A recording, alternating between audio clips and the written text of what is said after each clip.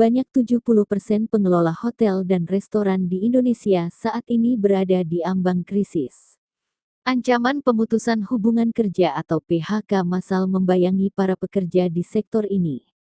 Penyebab utamanya, penurunan drastis tingkat okupansi atau keterisian kamar hotel, serta merosotnya jumlah pengunjung restoran.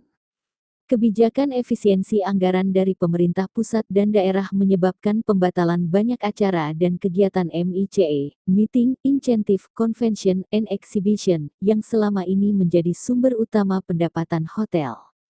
Ketua Umum Kamar Dagang dan Industri Kadin Indonesia Anindya Novian Bakri mengatakan, penurunan okupansi hotel terjadi lantaran adanya efisiensi anggaran kementerian dan lembaga KL yang sudah diberlakukan Presiden Prabowo Subianto sejak awal 2025. Di sisi lain, kenaikan pajak pertambahan nilai atau PPN menjadi 12% memperburuk situasi.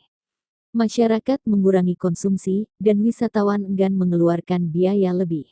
Dampaknya sangat nyata. Di beberapa daerah seperti Jawa Barat, hingga 40.000 pekerja hotel terancam kehilangan pekerjaan. Angka ini bisa bertambah jika tidak ada langkah nyata dari pemerintah maupun pelaku industri.